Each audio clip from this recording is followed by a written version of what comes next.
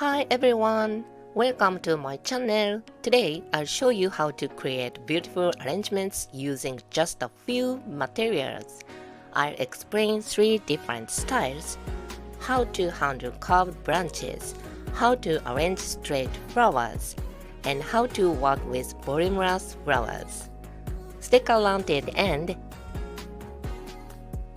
Let's start with how to handle materials that have beautiful curves. When working with materials that naturally have a curve, it's best to arrange them in a way that highlights that characteristic. Find the most beautiful part of the curve and place it in your arrangement. In this case, since the Japanese cressula has both white flowers and green leaves, using flowers with deeper colors helps make the arrangement look more balanced and dynamic. On the other hand, if you use lighter colored flowers, it can make the piece look a bit too airy and expansive. So be careful. It's a good idea to limit your arrangement to 3 colors to keep it looking harmonious. For example, I used Japanese cressula, yellow Australia, and deep green leather leaf fern, just 3 kinds of materials.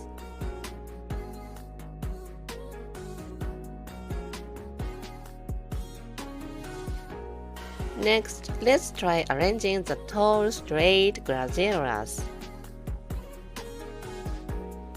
Today I'll be using white grazielas. Since it's white, you can pair it with flowers of any color. But using complementary colors will make it look more vibrant than using the same color. In today's example, I'm using dark purple statice to tighten up the lower part of the arrangement, where the grazilla's flowers haven't yet bloomed. When arranging tall, straight flowers like grazillas, it's best to showcase their upright shape by keeping other flowers lower, so that you can highlight the beauty of the straight lines. This creates a balanced arrangement. Finally, let's talk about flowers with lots of volume. When a flower has a large blossom, it's best to use it in a lower position so that the arrangement looks more balanced. If you keep it tall, it can look top-heavy and it can become difficult to add other materials later on. In today's case, I'm using white chrysanthemum, placing them in the front, so they stand out the most. To go with them, I'm adding another type of chrysanthemum in yellow to give the arrangement a bit more definition, since the combination of yellow and white can feel a little strong. I'm also adding a soft light purple eustoma to bring a gentle touch to the arrangement. Ikebana isn't just about arranging flowers, it's about expressing beauty with simplicity and intention.